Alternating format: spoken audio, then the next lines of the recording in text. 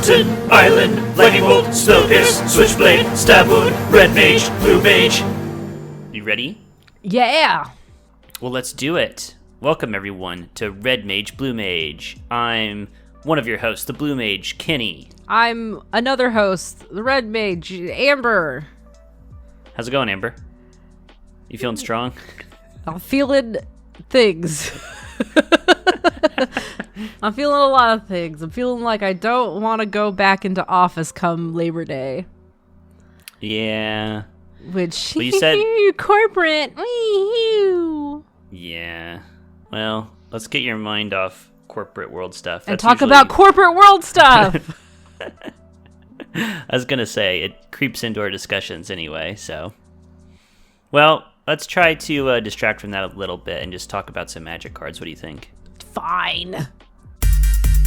Pick a card. You son of a bitch. All right, let us pick a card. It is D&D Adventures in the Forgotten Realms MTG crossover event of the century. And as of today, July 6th, all of the cards are previewed. Oh, I didn't realize. Yeah, it's true. Full spoilers out today. Well, go check it out. But that's okay. Were you holding up a finger because you're like, maybe I missed some cards? Yeah, probably. I could have looked at cards today and probably picked stuff out, but, whatever. It's okay. There definitely were a couple cool ones, like Magic Missile, I think, got spoiled today, which was kind of neat. Are we talking about this set after this session? Yes. This segment? Yes. Okay, so I should just hold off. Yeah, hold off your thoughts, your bigger thoughts. We should probably have done it in the other order. We should have probably talked about it first and then done pick a card. But you know what? I shouldn't be allowed to have opinions, so it's all right. The reason I want to do it this way first is because I don't want to have our discussions and then be talking about the cards that we're going to be picking from a list anyway. So fine, I'll hold back all of my everything and not talk about anything except for the cards that I picked out. I speak my mind. I get what I want. Who goes first? You do. What? I don't want to. You go first. Okay, I'll go first. All right. Send me a link to this card. Go to the slideshow, dude. What slideshow? What do you mean, what slideshow? Since when did we use slideshows? Hold on. Just send me a link in the chat. That's exactly what I'm doing. All right, baby bird. Here comes a train. Choo-choo. Feed me. Like, I forgot about this slideshow. Obviously. I just emailed myself some links. All right, I'm clicking I labor for nothing. Wait, is this the right one? Did you click on Kenny's picks third place? No. Obviously not. I said that. There's a pause, and I saw your little Google icon appear on the slide. Shut up. My number 3 pick is Gelatinous Cube, which for you D&D players out there, is an iconic monster from D&D. It's all over the place. Never heard of it. Is a monster. It kind of does what it says on the box. It is a cube that is made of jelly. It's acidic gel. And the thing about it is that it roams through dungeons, and it's mostly invisible unless you very carefully look for it. But if you happen to walk into it, it will absorb you and then slowly digest you, leaving behind only your treasures. Can I tell a D&D story? Yes, please. So one of my favorite D&D stories was we had a Minotaur in our group, in our evil party, and my character was the banker, the person who made sure everybody took care of the group's money and made sure everybody got the equipment they wanted, and we had just spent a fortune making our Minotaur decked out in like the best gear so that he was like an absolute tank of a creature. But he had an intelligence of like nothing. And so we're running through a dungeon and he sees what is described as a gelatinous cube, but not named as gelatinous cube. And he proceeds to like barrel into it to attack it. and all of the gear, everything that we had bought for him, dissolved. And I never, ever, ever let him live it down. I assume, did he know that this is going to happen and was just role-playing his character? Yes, he had meta knowledge of what it was, but he role-played as his character. And so everybody at the table was fine with it. Sure. But in character, my character, Milana, never let Right. Newek live it down. That's a good thing to run by your team before you go ahead and take that in-character action. It was fine. Yeah. Well, the reason I like this card, let's read what this card does. It's 2 black for a creature and ooze. It is a 4/3. It has 2 abilities. One, and this is a new thing for this set that maybe we'll talk about later, they have little keyword abilities in italics. You've seen them all the time, but now they use them as one-offs on cards to just give some flavor to what the ability is. So its first ability is Engulf. When it enters the battlefield, exile target non-ooze creature an opponent controls until it leaves the battlefield. And then its second ability is Dissolve. X and a black, put target creature card with mana value X, exiled with Gelatinous Cube, into its owner's graveyard. So it engulfs a creature and then slowly dissolves it away. Mm-hmm. Great design. Super clean, super flavorful, and also just a pretty cool card. Agreed! Moving on. Oh, is it my turn? In my fashion, as I pick things, it's all about just flavor for me. I don't know if this is actually a good card or not, but it cracks me up. You see a pair of goblins, which costs 2 and a red, and then it's an instant, and you get to choose one, which I think is great for flavor. You can charge them. Creatures you control get +2/+0 until end of turn, or you can befriend them. Create 2 1/1 red goblin creature tokens. It's all about flavor. I love it. If you play D&D, you know usually one of the first encounters you're gonna come across is literally just 2 goblins. And I don't know if that is just a thing that is in the subconscious of Is it just tradition? Is it just tradition? As a new GM, do you go, where do you get this information from? Because I feel like every beginning D&D campaign I've listened to on actual plays or even experienced myself, there's always a pair of goblins. I even recently in a module put a pair of goblins in a module that I wrote for Ryutama, and I was like, why did I do this? But it makes for good fun because I think it presents a very interesting opportunity for both the players, and it's fun as a GM to roleplay as 2 goblins. I think there's a lot of things involved in why this is such a trope in D&D. One, I think it is just tradition. We've all experienced it so many times that we enact it again. 2, if you see just 1 goblin, that's not much of a threat, and it's a less interesting choice. You see a pair of goblins, they could be trouble, who knows? And there could be a lot more where they came from. And then 3, as a GM, it's fun to be 2 silly goblin characters that can riff off of each other. Oh, yes. I mean, my favorite thing to do is one goblin is the stressed out, competent leader one, mildly competent, and then you have the one that's just dopey, kind of falling over stuff and making things a mess. Yeah, it's the Pinky and the Brain setup, or the 2 crooks from Home Alone setup. It's that Wet dynamic. Bandits. The Wet Bandits, thank you. Marv and... Marv, too. Keith. That's what I'm going to name my next 2 goblins, Marv and Marv, too. So that's why I picked it, because it was fun to see it as a card. Yes, I think this is a sweet card. Great flavor. This is also, I'm glad you picked this because it's representative of this type of card where you you as the party are being presented with a choice and you have to choose one of these flavorful outcomes. Sure. All right, next up, my second place card, 50 Feet of Rope. Never leave home without it.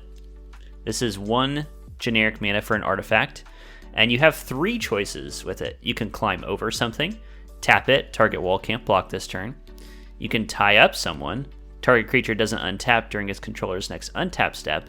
Or you can repel down something, pay 4 and tap, and venture into the dungeon, but only as a sorcery. Which is a new mechanic. Seth and I talked about it recently, and we'll be talking about it more. But I think, again, cool artifact that is like a must-have in any D&D campaign. And I think even if you don't play D&D, you can understand this as adventuring kit. Yeah, definitely. I have lots of thoughts about this whole set that I am holding back from talking about. Okay. That's fine. We can move forward to your second place pick. This one I picked because I just want to use it for several reasons. Ooh, of course. Okay, so I picked for my number 2 pick Goblin Morningstar. Costs 1 and a red. It's an artifact equipment. Equipped creature gets +1/+0 and has trample. You can equip it for 1 in red. When Goblin Morningstar enters the battlefield, roll a d20. On a 1 to 9, create a 1/1 red goblin creature token. Or on a 10 to 20, create a 1/1 red goblin creature token, then attach Goblin Morningstar to it. So on a 10 plus, you can just go ahead and have a goblin holding a Morningstar. I like that. Yeah, Woo-hoo. That's pretty cool. And of course, it has the roll a I think d20 it's fun. mechanic. And it's a nice little piece of equipment. Yes, that's why I picked it. It's nothing special per se, but it's goblin, it's amber. I get to roll a die. That's pretty cool. Extremely on brand, I would say. My first place card is a red card, believe it or not. Wow. My first place card is Interesting. Wish. 2 and a red, a sorcery. You may play a card you own from outside the game this turn. Now, I picked this for several reasons. One is that there have been a long lineage of cards with the name Wish in them in Magic's history. Like Glittering Wish, Burning Wish, all these cards. And basically what they do is you get a specific kind of card from outside the game and you put it into your hand. Now, you take that and combine it with the fact that Wish is this very famous, powerful spell in D&D, and they've never made just Wish before, so what should it do? And they somehow got it into Standard where you can just play it this turn. I think it's a very clean, elegant design of just Wish. And I think anytime they're designing a card that has a very simple name, there's a lot of pressure on it to be good and clean and simple. And I think this does it. It's definitely not the most powerful card. No, I was like, I just, as a D&D player, just saw it and was like, oh, yep, they put Wish in here. Makes sense. Cool. And it makes sense what you could do. Another D&D story is one time I got a Wand of Wish. And my GM, Josh of Geekspective, is a piece of shit. And if you don't wish correctly, he'll be like a genie. And he'll find a loophole. I remember and this. And I wished for this person who was riding a dragon rider. I wished for both of them to transport into a temple of Palor where some ceremony was happening, and I wish for them to explode with the force of like 20 tons of dynamite or something. And I thought I had took the time to write it down and then read it out loud, thinking I found an airtight solution. And then it happened, and Josh made the explosion shoot up. So not in a blast radius circus. He made the force go up, and some of the stuff fell down. It disrupted the ceremony at least, but it didn't kill everybody. It killed only a certain amount. And I call bullshit. Yeah, I'm going to have to... I'll corroborate that vote. I'll agree with that. I'll second the motion. That's right. Because even in my head, okay, here's my thing, Josh. Even if you do that, which that's a BS way to circumvent the wish anyway, a column of explosive material going straight up, how is that not just going to fall down and kill everyone anyway? And what about They had the time to explosive react. blast? Nope, I don't know. That's Anyway, a another guess. same campaign where the Minotaur ran into a gelatinous cube, just FYI. So maybe this is a good representation of Wish in that campaign because it's flavorful but kind of disappointing at the end of the day. Yep. All right, you ready for my third? Oh yeah.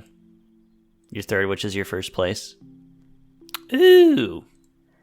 So I chose for my top pick the Book of Vile Darkness, which costs black. It's a legendary artifact. At the beginning of your end step, if you lost 2 or more life this turn, create a 2/2 black zombie creature token.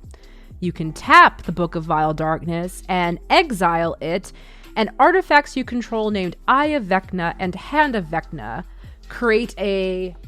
you get to create Vecna, a legendary 8/8 black zombie god creature token with indestructible. It gains all triggered abilities of the exiled cards of the hand and eye, which I didn't see the eye and hand when I was looking at the set when I was picking cards, so I didn't see those artifacts. So were they there when I Yes. now? You want to look? Yeah. Hand of Vecna. Oh.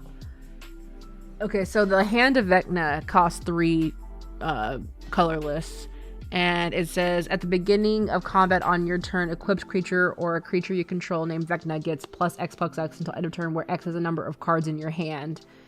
Equip, pay 1 life for each card in your hand. Equip cost is 2. And then the Eye of Vecna costs 2 colorless, and when Eye of Vecna enters the battlefield, you draw a card and you lose 2 life. At the beginning of your upkeep, you may pay 2. If you do, you draw a card and you lose 2 life. Cool. I like it. I like this for multiple reasons.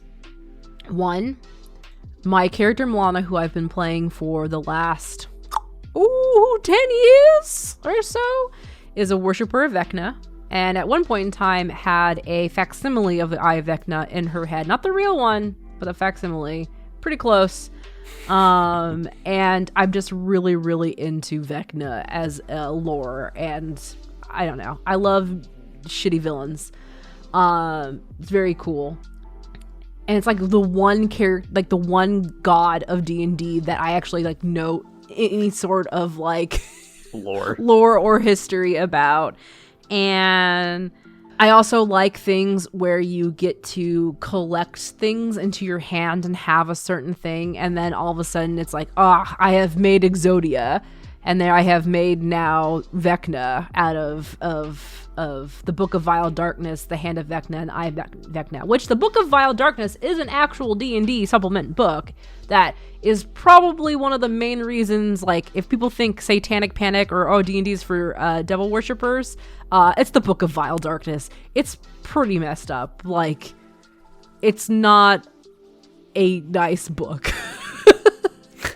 Well, with a name like that, I mean, it's pretty fucked up. But I think Josh has a copy of it because specifically I was playing a character that was very, very evil, even though she was evil in the sense of like in game she was evil, but like I played her pretty goofy, so it doesn't really matter. So this one is just very close to your heart. It's close to my heart. Like, it's almost the point where it's like I would get tattoos of my character Milana with the Hand of Vecna, with the Eye of Vecna. So. That's cool. Yeah. Okay. I had a follow-up question, but Yes. I think it's better saved for our next segment, Okay. which will begin after a word from our sponsors. Sometimes, winning a game isn't about dealing the most damage, or drawing the most cards, or making any measurable contribution towards victory. But hey, just because you don't have the stats doesn't mean you're not a f***ing gamer god, alright? Enter The Intangibles, a podcast on the Geekspective Network, where me, Kenny, and my brother Matt break down all the things that are hard to quantify in games. All kinds of games. We're talking classics like Sonic's the Hedgehogs, and chess, and 3D Pinball Space Cadet. Great game, by the way.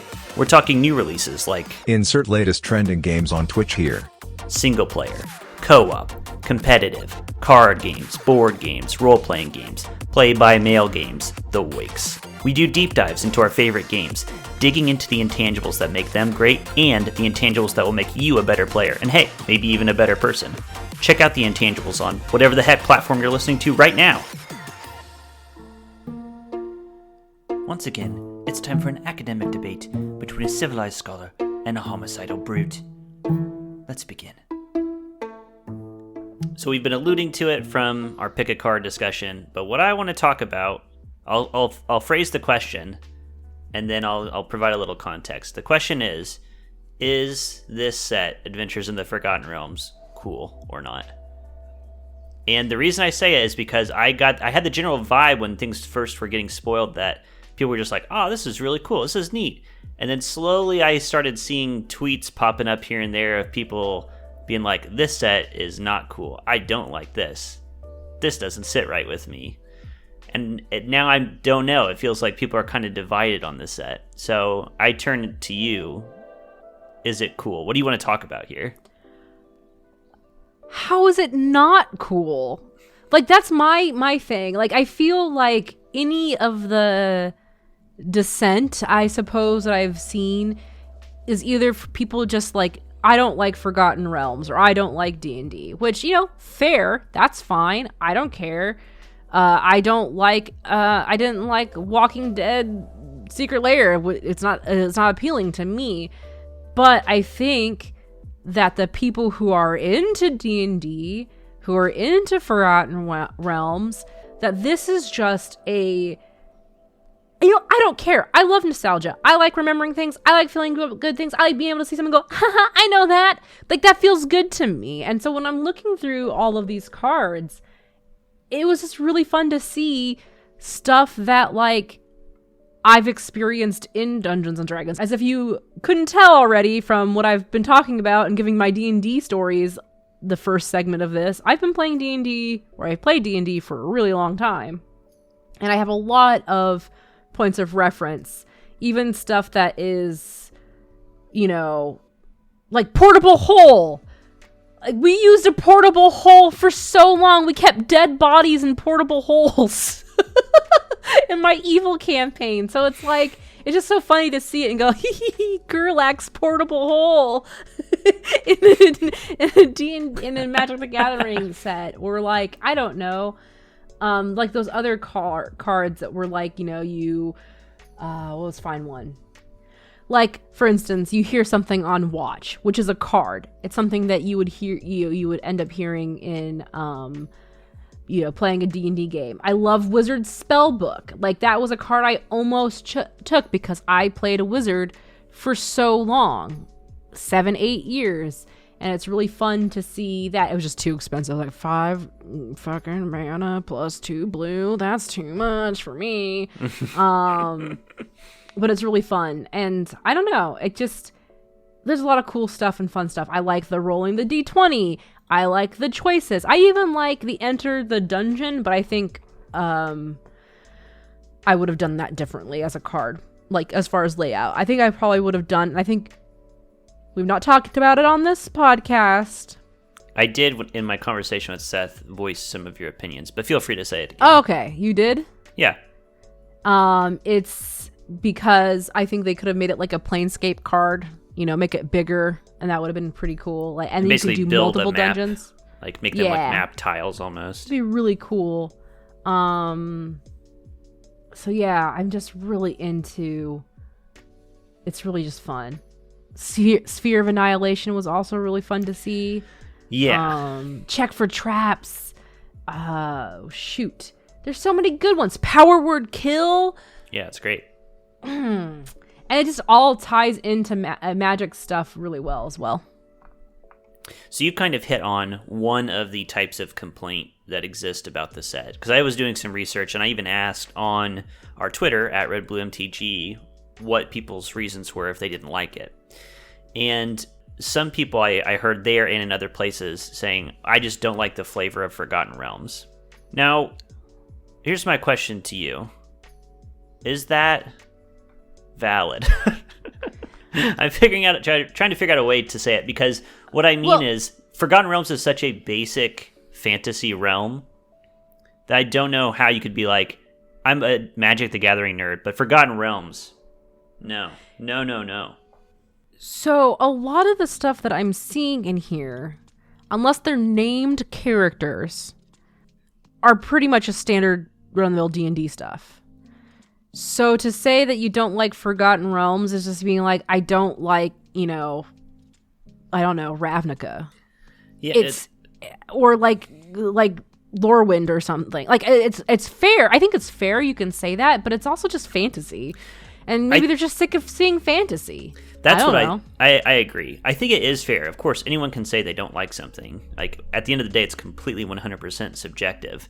But I think when they say, I don't like the flavor of Forgotten Realms, what they mean is, this is too basic bitch fantasy for me. Like, I am sick and tired of Lord of the Rings and Forgotten Realms and, like, elves dancing in the forest and fighting dragons and going into dungeons. Like, that just doesn't do it for me anymore. I think must be what they really mean.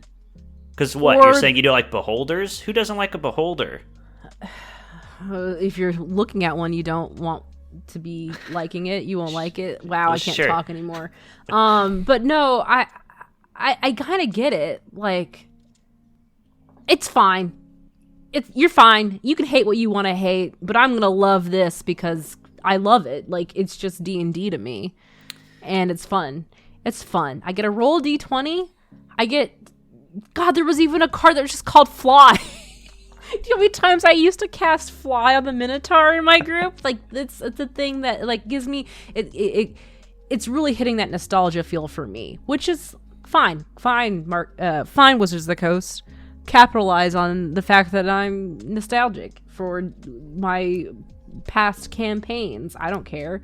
I mean, I think we're definitely discovering that you are, like, the prime target for this set. Oh yeah, I mean, God, I really like the idea of the dungeon. Again, my only like quibble about it is literally just the layout of the card and how I would like it to be bigger. But like, dungeon and Jesus, I love it. I don't know how else. You see, this was a late addition that might have made my list, but Acererak is in there. See, and Vecna is super important to that dude, and you get to go to his dungeon. And it's cool because Acererak, the card references, and something happens if you have completed the Tomb of Annihilation with Acererak. Nice. Just pretty neat. That's his tomb, by the way, for you non-D&D people. Yes. And also Vecna was one of his, like, apprentices. Right. Apprentices. Yeah. Yeah, at the end of the day, of course, you can like what you like and not like what you don't like. But I do think it is kind of important to figure out what it is that you don't like. And I'd be curious to ask more, like, if you don't like the flavor of Forgotten Realms, what does that mean exactly? It's also one of those things where I'm like, I just don't care. Like, I just don't care. If something isn't appealing to me, I just move on with my life. You know what I mean? You don't feel the need to say that you don't like it? Yeah, like Strixhaven.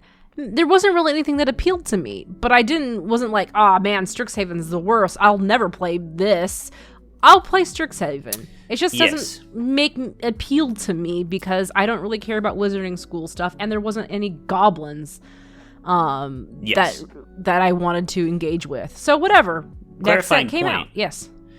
We were vocal about how we didn't like Secret Lair, but that was not because that flavor or lore wasn't for us. It was because we were worried about the effects it would have going forward in the future. Well, we were talking specifically about putting mechanically unique cards into Secret Lair. I just wanted to put that out there. I actually enjoy Secret Lair. I have participated in buying Secret Lair cards because I like having thematic cards. I have the Goblin set. I should have gotten the Valentine's Day set with Goblins and Angels, but I just slept on it because whatever. So yeah, I like the idea of Secret Lair. I just worry, of course, about the mechanically unique cards. Whatever they're gonna do with it, whatever. But for the most part, like, whatever.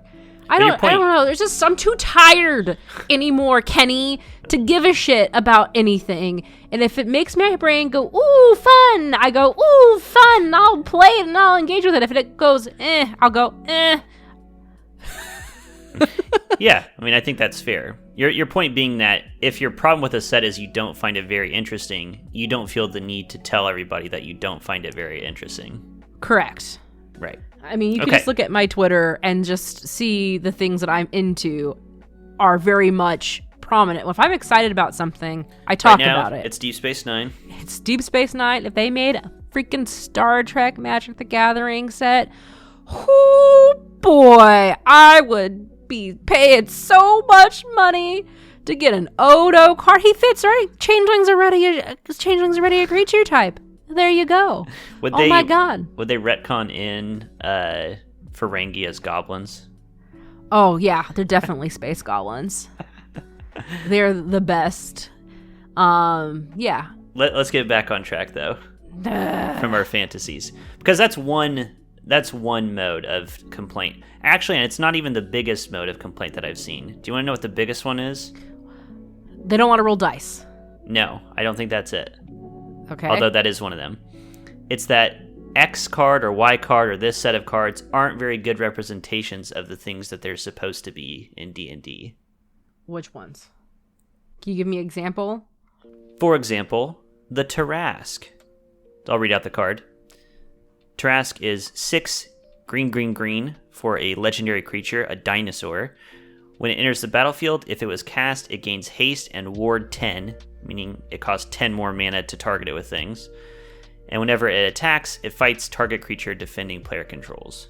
I like ward 10 because that's, spell DC. Yep. So for those of you who don't know about the Tarrasque, do you want to talk about the Tarrasque? Have you had any encounters with it? I've had encounters, yes. I have not had encounters. I've only heard tales around tavern. I'll tell you about mine after this then. Okay. So the Tarrasque is a truly legendary creature. So legendary that it's supposed to be that there's one on each world, basically. It sleeps deep underground and hibernates for centuries or millennia. But when it's awoken, it is a cataclysmic event, and it destroys everything. It's basically impossible to kill. It is immortal in a way. And it's just... It's a nightmare to fight, and your whole party goes after it. From what I understand, you're not even trying to kill it because that's not possible. It's more like a puzzle fight where you're trying to figure out how to subdue it in some way. Mm-hmm. So that's what I know about the Tarrasque. That is also what I have experienced with the Tarrasque. Usually it is the final boss of a subterranean adventure if you're going to try to prevent it from waking up. The experience I had in D&D was in a one-shot where it was a mummified Tarrasque that was being controlled by some necromancer or whatever. And the only way that we were able to defeat it was like a puzzle. Like we had to get certain key objects to dispel it inside its heart. And the only way that I could do it was I had become incorporeal, and it was because I had some picked up later on in the dungeon, some spell, and I became like a ghost, and I was able to fly into it and into its heart, and then whatever it was with the artifacts I had, and then basically dismantle it, essentially. So I guess my question to you, as a person who has had a run-in with Tarrasque, do you think this is a good or bad representation of it? Because most people are saying it's horrible. Why? I don't understand why it's horrible. Like, it's horrible in the terms of flavor? Yeah. What do they expect it to be? An Eldrazi or something? I think that's exactly the problem, is that everybody who's complaining about it is comparing it to the Eldrazi. It's not an Eldrazi, though. Yes. And it's defeatable. Like, it's disableable. You can disable it. Whatever. Yeah. You pointed out immediately, you're like, oh, Ward 10, that makes total sense. Because a big thing about it is it has like this impenetrable hide, right? Yeah, and like if you want to cast spells on it, it usually bounces off too because you have to have a certain level. The DC for it is very high, usually, typically. So yeah, Ward 10 makes sense. Like basically if you're trying to remove it, use a removal spell, I mean, you're not going to be able to do it. And so that makes sense to me. As a spellcaster who has had to go up against a Tarrasque, I almost sometimes become completely useless. I think for people who are upset about this or feel like it doesn't measure up, I think it's one, comparing it to other creatures in Magic that have been printed in other sets, i.e. the Eldrazi. And two, your version of it would have way too many abilities and be way too good. Because if you look at those, like the stat blocks for monsters, especially these epic monsters in D&D, they have like 30 different abilities, right? Yeah, and usually legendary actions and stuff like that. You can't get all that on a card, I'm sorry. No, so you want to boil a Tarask down to its essence, which is you can't really attack it with spells, and it's big. It's a big beefy boy. But look at the picture; it shows you like there's people fighting it, and it doesn't look like, I don't know, it looks about the right size that I would imagine it to be. So, I don't know. Feels pretty good. Whenever Tarask attacks, it fights target creature defending player controls. Yeah, so that you have no choice but to, because its reach is so big. Right. It's going to get you. Right. I think it's okay. I think the reason people don't like it because the Tarask is supposed to be, as you said, this end boss. And we've seen end boss cards in Magic, and maybe it just doesn't measure up. In my head, to me, a Tarask is not even on par with, like, Nicol Bolas. You know what Absolutely. I mean? Yeah. Like, there's no way Nicol Bolas is going to just unravel, a Tarask.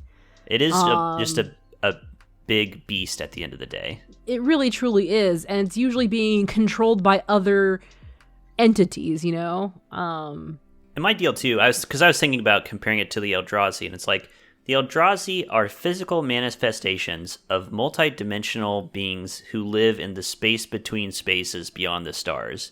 I think they should beat a Tarask's ass. Oh yeah, a Tarask is asleep most of the time. Right. And like, yeah, I can comprehend a Tarask, but if my feeble human brain was to try to understand an Eldrazi, I see it as Eldritch horror, you know what I mean? Like, yeah, it's like you said, they live in between the spaces of time and world and existence, whereas a Tarask is in a cave underground on a planet. It's kind of the opposite of an Eldrazi in a way. Yeah, kind of a lot. So I'm okay with it. Like, if people want to hate it, they can hate it. Again, that's their prerogative. But to me, it makes sense. Yeah. So I'll just share one more of these that the flavor doesn't quite fit, or it's going to be accused of it by me personally. It's the Demi-Lich. Okay. So this is blue for a creature skeleton wizard. It costs blue less to cast for each instant and sorcery spell you cast this turn. When it attacks, exile up to one instant or sorcery from your graveyard, copy it, you may cast the copy, and you can cast it from your graveyard by exiling 4 instants and or sorcery cards from your graveyard in addition to its other costs. It is a 4/3. Now the big L on the Demi-Lich, which is a floating skull with soul gems for me, is that this creature doesn't fly. Didn't we already talk about how it doesn't fly in D&D either? You and I?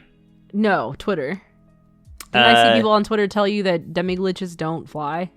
I don't buy it. And you know why? Because Flaming Skull has flying in this set. And that's the same shit.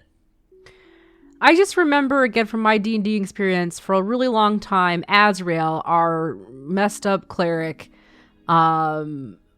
used to keep a Demi-Lich's skull as a codpiece. So, like, I never saw the Demi-Lich skull try to fly away from its horrible fate of being the codpiece of Azrael. So, I can't remember what we called that skull. Wow.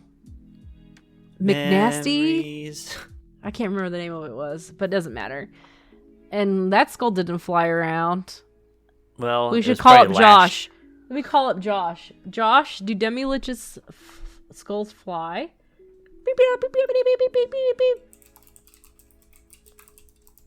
So why do you think Demi-Lich skulls fly? Because they do. They hover and fly.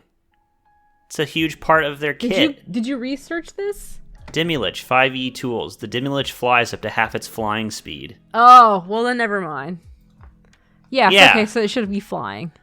So it should be flying. That's like, if you made a list of the most basic things I would want from a Demilich card, flying would be like way up on top of the list. But also, so the Demilich, it's like a lich. You all know liches. They have their souls and Horcruxes somewhere else. And they're like rotting because they're just animated skeletons because they're not alive, really. Mm-hmm. A Demilich has shed even more of their body. Now they're just a floating skull, and they've got soul gems with souls trapped in the soul gems, replacing its eyes and its teeth. And I don't see any of that going on, even though What do the you image mean? is... Look at its teeth, look at its eyes. The image is beautiful. And I said this on Twitter as well. I think this is one of the best images of a Demilich, and it really is spooky looking. It's like floating at you through a dusty crypt, and it's looking down on you from above as it flies through the air. I thought there was a stick holding it up in the back. That was on a lever back there. No. It comes back to life, and it cares, and it casts spells. It's not the worst. It's definitely not the worst. But kind of like I was saying why I liked Gelatinous Cube, it felt like just such a knock it out of the park encapsulation of the abilities. This is a very simple name, and they will never get this name back, and it's not the best. The card is extremely powerful. I'm not judging it on its power level. I mean, God, this spell costs 1 blue less to cast for each instant source spell you've cast this turn. My goodness. Yeah, so you can just rattle off a bunch of cantrips, brainstorms, ponders, and then throw I wonder this why out. they didn't give it fly. Do you think they think it would have been too powerful? I think that's probably a part of it. And also that there's not a lot of real estate in the text box anymore. I do think it's mostly just for balancing reasons. Sure. Okay. Yeah, don't get me wrong. I'm not saying give this thing flying and leave the rest as is. That would not be tuned. Got it. Anyway, so that's one broad complaint, that these cards aren't good representations of what they represent. I got news for you. They can't all be exact one-to-one, exactly perfect top-down designs. That's not possible in a set of Magic where you need to have a bunch of different power levels, you need to balance things with each other. That's just not going to happen. And then the very last thing, and we can touch on this briefly, that I see is that the flavor of the set is weird. And not that people don't like the flavor of the Forgotten Realms, but it's more like this set is trying to do two different things. It's trying to give you the feel of exploring, being a person exploring in the Forgotten Realms, and give you the feeling of a human person on Earth playing Dungeons and Dragons. What with rolling dice and the cards that say choose one and that kind of thing. I think that's fine. You know why? Because when we play Dungeons and Dragons, it's always fucking meta. To me, it's the whole experience. You are playing as a PC, going through an adventure, but also you're sitting at the table engaging with mechanics. To me, it makes sense. Why would you either... They could have went the whole immersive route, like this is just literally straight up, let's pretend that we're in Forgotten Realms and that, but I think you would lose a lot of the fun that I'm talking about, the nostalgia factor, where you get to say things like, you know, you meet a pack of goblins, you meet a pair of goblins, or you've entered the lair, you know what I mean? Like, that's the part of, that's Dungeons and Dragons to me. It's any role-playing game, really, unless you're going full-on immersive LARP. I agree, although the versions of it I like are some of the ones you said. A card that says you encounter a pair of goblins, and then I choose what I do with it.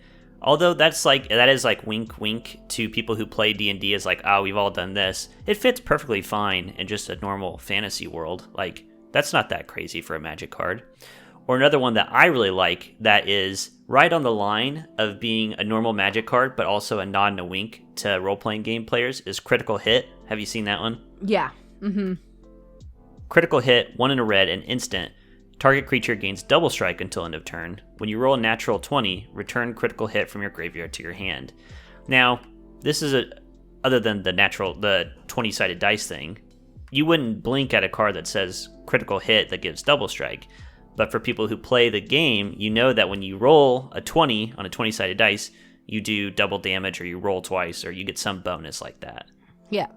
And so all that's good. But I do think the one card that annoys me, and I wonder you won't agree with me, I can already tell, is the +2 mace. I'm already shaking my head. You already know. Okay, what about it? +2 mace, 1 and a white, and artifact equipment. The creature gets +2/+2, equip 3. I don't like the fourth wall breaking naming of it as +2 mace. But again, it's just such a D&D thing. To me, it's fine. I looked at it and was like, haha, +2 mace. It's like a World of Warcraft. Whenever I see when I used to play a million years ago, you get a leather belt, 4 stam, 4 strength, leather belt, +2 mace. What? I would have been happier, I think, if they had done a little more work to make this a nod and a wink. So if it's a nod and a wink. +2 mace? That's not a nod and a wink. That's just hitting you. It's like hitting you in the head with a mace. And it's how appropriate that it's a mace. No. Wow. You know what? The person who came up with +2 mace, I got you. I appreciate you. The reality Don't is, listen to Kenny. No, don't listen to me. I've run this by a lot of people, and apparently I am the only person who has any kind of What problem would you with call card. this? I would have called this something like, I would have rebranded it, and I would have said, like, double-headed axe or something like that, or something Why? like that. That doesn't sound like a D&D thing. +2 mace is specifically a D&D thing. You don't have +2 axes. Are you going to call it a +2 axe then? No, The joke is the +2. That's Kenny. what I'm saying. I would have called it double-headed axe, and it would give +2/+2. It would have cost 2, and it would have been 2 to equip. And then at the bottom of the flavor text would have been, I'll take 2. And then everybody gets, it's a +2 axe. That's funny. But I don't have to put it on the card. I don't want to think. I just want to see +2 and go, haha, +2. And I think that's what they're going for. And my hunch is, and I know I've been the representative of naysaying this set. I think this set is super cool. Don't shake your head. I do think it's cool. I was the one who was like, I saw the people being upset at this set and being like, this is horrible. And I was like, I feel like I'm going crazy right now. Who doesn't like this set? Look, people still give people shit for liking the Marvel movies. So you know what? I'm over it. I just never got into it because I didn't have people watching those movies around me. I'm over it. I just want to enjoy fun things that are fun. If they don't bother me and it's not egregiously terrible in a like moral or social way, I just don't care. I'm happy to look at something like a +2 mace and go, haha, +2 mace, hee hee, I paid extra gold for that. And be done with it. Fair enough. The reality is too, if you don't like Universes Beyond, or if the Star Trek set comes out and you don't like it, there's never going to be a shortage of regular magic and fantasy stuff. Oh yeah, like so just wait a little bit. It's like when people complain about different editions of a role-playing game. It's like, well, let's just go back to the other one that you like. You still have the book. It's not like people are coming in and going, no, can't play that. Knock it out of your hand, spit on your face, take your money, take your wife and your children, and also a ham sandwich on the way out. Speaking of being on the way out, we're going to wrap up the show right there. He doesn't want to hear any more of my metaphors or me yelling, so... I did have more to say, but I figured you wanted to wrap up here. What more do you have to say about this set? I was going to say, that idea of just wait around or go back and play something else, go back and play a previous edition, go back and play with the last set. The only thing that doesn't work for are people who play competitively in any capacity in Standard. If you don't like these cards, some of these cards are going to be the best thing that you can be doing in Standard, especially after Strixhaven rotates. So even if you don't like X card or Y card, you have to play with it now. But by the same token, that's always true. Well, I mean, if you thought the flavor of, if you hated Strixhaven was like, I don't want to do this Harry Potter ass thing, too bad. Maybe you'll have to at some point. My thing though is I feel like people who play competitively are more interested in mechanic stuff than necessarily the flavor. Yes, you get no. both. You get both. I always think of this is a story I've told to you a bunch, and I think I've mentioned on the show before. LSV was telling a story about some other pro player who would be happy to play with completely blank cards that just had rules text with no flavor on them. And LSV was like, I could never do that. Like, I got into this game because of the flavor, and it's really important to me. So I think you have probably a wide variety of pro players and how much they care about the flavor and how much they don't. Well, all good things must come to an end. And maybe one day, that's your competitive Magic career because you hate a flavor of a set. And that's that. Well, Pro Magic is dead, as we've discussed, so... it was never alive to me, so how can it exist? Can't die if it never existed. How do you kill that which has no life? Exactly. Kill me now, please. Are you glad we extended this just a little bit? Yeah, well, yeah, because look at this beautiful outro we're about to do. Because now we're... Take it away. I'm done.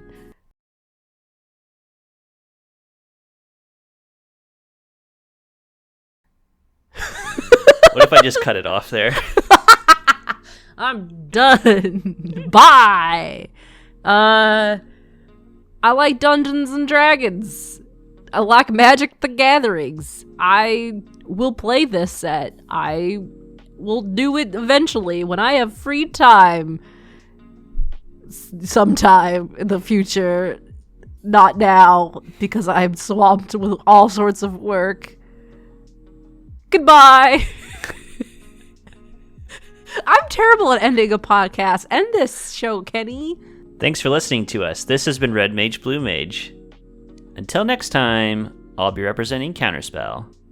And I will be football carry holding 2 goblins. Bye.